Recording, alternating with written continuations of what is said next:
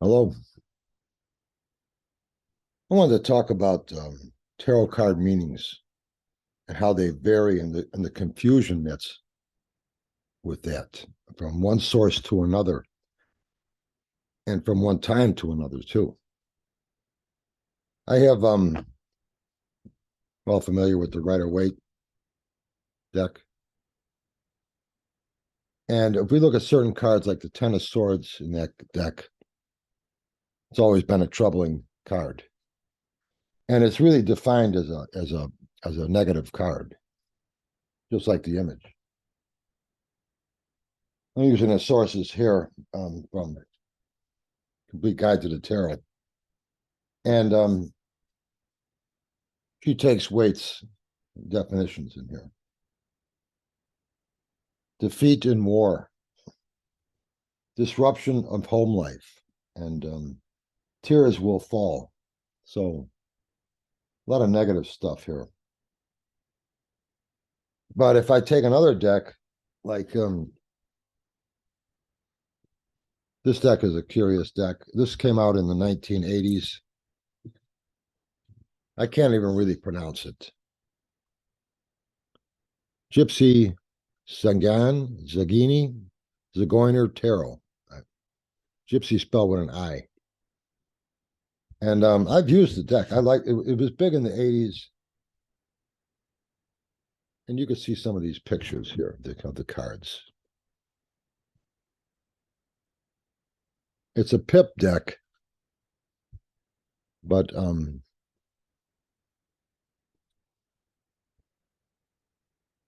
every card has two small wheels on the bottom here, but it's supposed to be a gypsy card. So every card has two wheels on the bottom. There's the king or the page of wands. And six of swords. So it's an artsy deck, and it's a nice deck. A little smaller than the traditional size. This is Scotch. And here, the Ten of Swords. I have the book. There's a book that you can get for this deck right here. The World of the Tarot. The Gypsy method of reading the tarot. And it's for that deck. And here, the Ten of Swords is a good card. Or standing behind you are your family and close friends. Good guidance, angels, and it's good stuff in here. So it's depends on the deck. Now, if you're going to invest time to learn the meanings of 78 cards, which way do you go? If I look at the Grimmett Tarot Marseille, 60s, 1960s, same deck, 1980s. Tarot Grimmett of Marseille. Tarot Marseille by Grimmett, V.P. Grimmett. And in my book, Bare Bones Tarot, I talk about how the meanings have changed over time. Now, in Marseille, Tarot Marseille deck, the Ten of Swords is a good card. I have Ten of Swords. To me, the tens are just completion. And that's what I look at them as.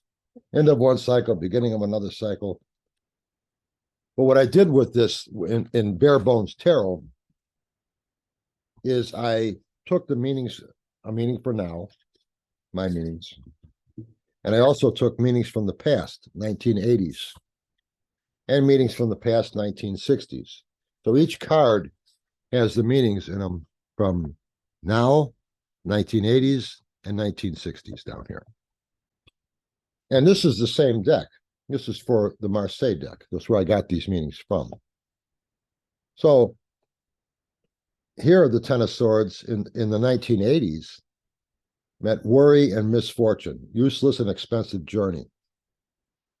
All right, I could see that with the Rider-Waite deck too, a negative energy.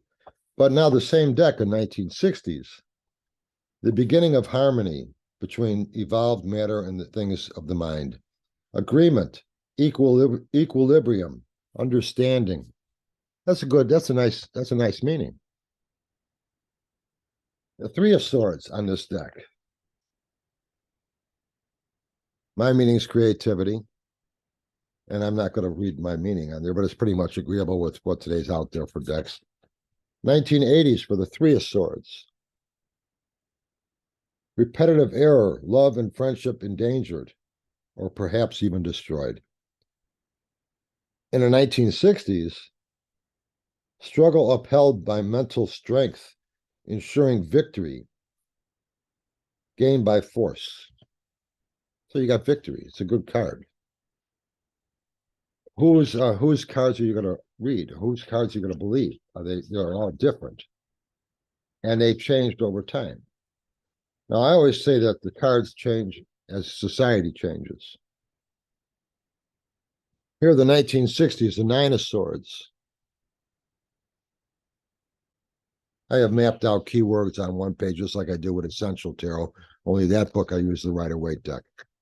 And then that's like Essential Tarot. Over on this side, I have meanings, traditional meanings for the cards, sentence meanings. And here I have, for the Nine of Swords in the 1960s, basically it says desire to succeed, working toward evolution. In the 1980s, fatal card, always indicates a delay in any plan. So don't even think about it.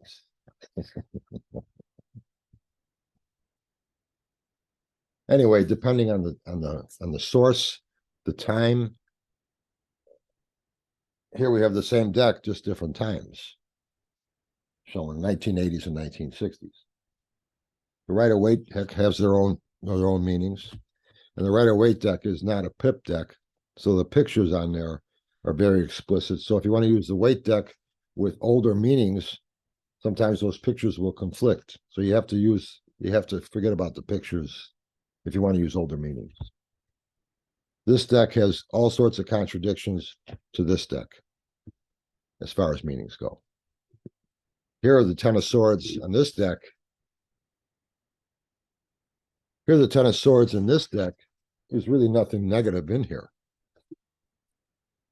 Here are the Nine of Swords in this deck, which the Rider-Waite deck is a negative card there too. Here on this deck, it starts out by saying you finally recognize the treasure trove of possibilities which are yours. These meanings, or these meanings. Anyway, I think keywords really work better for meanings of the cards anyway. And I used to give these out for my classes. It's a bookmark. Keywords for the 56 minor arcana, keywords for the 22 major arcana. And what a keyword does is it allows you to use the card and flow it into the other cards and fit it real easy with that type of thing. It expands your range of meaning for the cards. You can still make these, by the way, if you want to. You can go to my tarot maps down below, link down below, and you go to the downloads page in the menu. And there's a lot of things you can download there. One of them is tarot card meanings, quick meanings. I think it's called quick at a glance, or keyword meanings. It might be called keyword meanings. And it's a download, it's a PDF. And what you'll get is, if you print them on cardstock, you'll have a card like this. And you'll have, it's one file. It will print like this. Majors on one side, or on the left, and minors on the right. And then you print that out on an 8.5 by 11. And then you turn that piece of paper around upside down, and flip it over, and you run it through the printer again, and you print the same. It just print the same file again. And what that does is it backs itself up, and you'll have two of these, and you just cut them out, and you got two bookmarks. These are great for having a bookmark in your book, because they're card meanings. And they make a nice bookmark. So it'll work out real nice. The reason I put that in bare bones showed how the meanings have shifted over time with one deck from the present time to the 1980s to the 1960s is because I wanted to show how really it's not important which one you follow. If I like the meanings on this deck, I can use them with any other tarot deck. 78 cards. There's a 6 of Swords on here. There's a Hermit card. There's just like a regular deck of tarot cards. It's the same thing. If I want to use these meanings, that's fine. Whatever they'll work. I could do professional readings with this deck or these meanings, regardless of the deck. I can do professional readings with this one or these meanings. It doesn't make any difference. As long as I have a set of meanings that I could randomly place out into a card spread to spark ideas, they're fine. So one isn't more inaccurate than another. It's just whatever you choose. And really what happens with most people over time is because you're reading all these different sources. And so after a while, you just start to come up with your own fine-tuned meanings of what the cards mean. And if you're ever sitting around talking to other readers and you'll say, well, what do you think this card means? So what do you think the 9 of Cups means? Well, to me, the 9 of Cups means this or that. And to me, it means this and this. So it doesn't make any difference. Everybody has their own ideas of what they mean anyway. And you're going to find that everybody has a little bit of a slant on all the cards compared to everybody else. So it's basically what meanings you come up with, which will be fine-tuned over time. But there's no wrong meanings. They all work.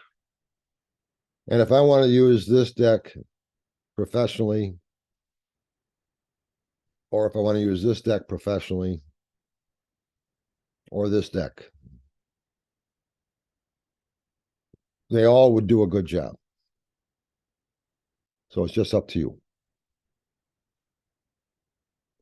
So don't get too wrapped up in the meanings as you're learning, because it can get very scary when you think, oh my gosh, whose book I've learned all these meanings out of this deck. Now I pick up another book and those meanings are different. Who's right? Who's wrong? They're both right. You'll fine tune your meanings as you go through it, and that's why I like my keyword meanings, which I also use in bare bones tarot. Another thing that shifts the meaning anyway is the where it's placed, where the card is placed in the spread.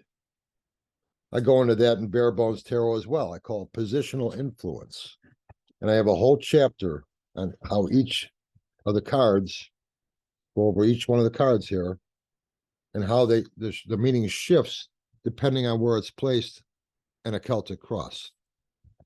So here's the Hermit card. And for each one of the positions of the Celtic cross, it's going to shift meaning. And I do that with the deck, with the whole deck. Here's the Emperor. And there's 10 steps. Here's for the 8s. The minor arcana. 8s. So the cards' meanings aren't cut and dried. They're going to change because of the position they're laid into. And positional influence, this is the only source I've ever seen where it's actually taken the time to actually show that shift. But I thought it was worthwhile putting it in there. I call it positional influence, and I think it defines it pretty well. So the card meanings are good to keep loose, not too defined, not too strict. They have to be able to shift depending on the question, depending on what other cards are laid with it, and depending on the position it's placed into. Meanings are not important as far as agreeable with everybody else. It's not like mathematics. There's not an improper meaning or incorrect meaning. And if it's an incorrect meaning, the card reading will not be accurate. No, This doesn't work like that. It's just a deck of ideas that the randomness allows me to spark novel answers to things that we didn't, in ways we didn't see before, and whatever it is we're looking at. So it's the randomness that's important here. Deck of 78 ideas, whatever those are, placed in the positions of a card spread to spark ideas intuitively, imaginatively, metaphorically, whatever it is. Those answers will come. Card meanings can be very confusing. Don't worry about it. Have fun with it. Learn the cards. Whatever meanings you'll end up coming up with, it will be after you've got familiar with the cards and come up with your own.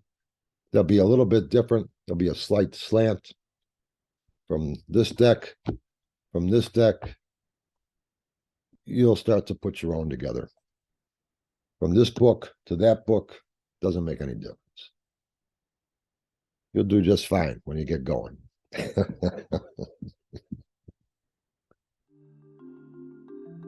Anyway, keep throwing cards. We'll talk soon.